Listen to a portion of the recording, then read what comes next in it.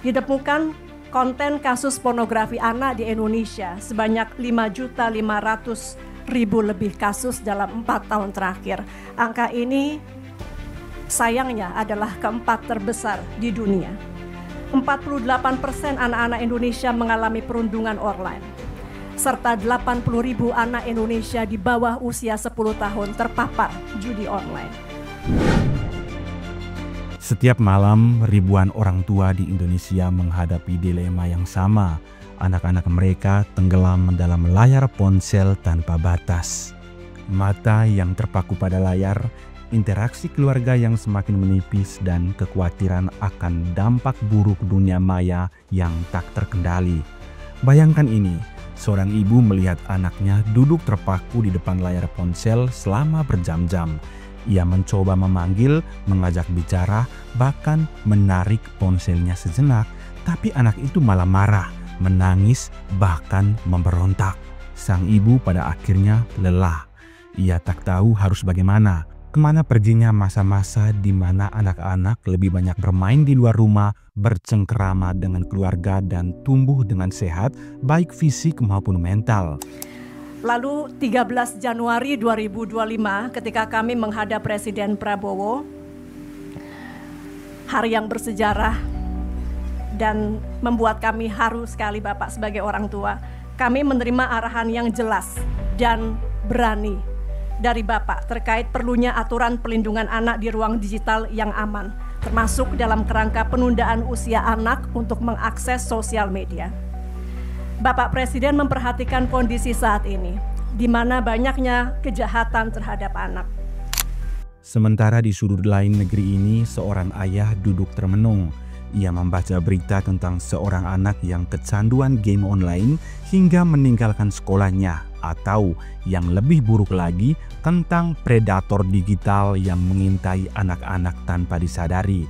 Dunia yang dulu terasa aman, kini berubah menjadi hutan rimba yang tak terlihat, penuh bahaya yang mengancam generasi penerus bangsa. Orang tua dibuat tak berdaya, sementara teknologi terus berkembang tanpa aturan yang jelas. Banyak anak terpapar konten yang tidak sesuai usianya, menghabiskan waktu berlebihan di depan layar tanpa batas, bahkan mengalami gangguan mental akibat kecanduan gadget. Namun kini ada secerca harapan.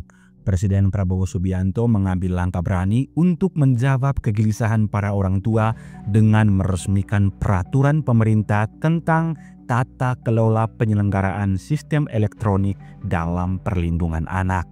Peraturan ini bukan sekadar aturan formalitas, tetapi sebuah langkah konkret untuk memastikan bahwa platform digital bertanggung jawab atas penggunanya, terutama anak-anak. Dengan adanya PP ini, penyelenggara sistem elektronik diwajibkan melindungi anak yang menggunakan layanan mereka, mulai dari batasan usia minimum, sistem verifikasi pengguna anak, hingga mekanisme pelaporan penyalahgunaan yang dapat mengancam hak-hak anak. Kita hadir di sini untuk acara yang sangat penting untuk anak-anak kita. Anak-anak kita adalah masa depan bangsa Indonesia. Anak-anak kita yang akan meneruskan perjuangan kita, yang akan meneruskan pembangunan bangsa, sehingga Indonesia nanti tidak lama lagi akan menjadi negara yang berhasil, negara yang makmur, negara yang aman, negara yang bersatu, negara yang adil. Saudara-saudara, beberapa saat yang lalu saya didatangi Ibu Menteri Komdiji menyampaikan segala usaha yang telah dilakukan, segala diskusi, masukan-masukan dari semua unsur, menanggapi, memperhatikan arah yang berbahaya dari salah guna daripada media digital yang akan merusak masa depan anak-anak kita. Dan waktu itu saya segera menyetujui semua saran, yaitu segera kita lakukan upaya-upaya untuk melindungi anak-anak kita. Saya katakan teruskan konsultasi dengan semua pihak, dan ini pun sudah dirintis oleh beberapa negara lain, negara-negara besar pun sudah lebih dulu dari kita melakukan upaya-upaya perlindungan anak. Jadi teknologi digital ini menjanjikan bisa membawa kemajuan pesat bagi kemanusiaan, tapi juga bila tidak diawasi dan dikelola dengan baik, justru juga bisa merusak sendi-sendi kehidupan bermasyarakat, terutama merusak akhlak, merusak psikologi, merusak watak daripada anak-anak kita. Anak-anak kita harus tumbuh secara kreatif, harus tumbuh secara sehat jiwa dan raga, harus tumbuh jadi manusia yang berani, yang mandiri, yang optimis. Langkah ini adalah sinyal kuat bahwa negara hadir dalam menjaga masa depan generasi muda. Dunia digital memang tidak bisa dihindari, tetapi dengan regulasi yang tepat, kita bisa memastikan anak-anak kita tumbuh dengan sehat, cerdas, dan terlindungi. Inilah awal dari revolusi perlindungan anak di era digital.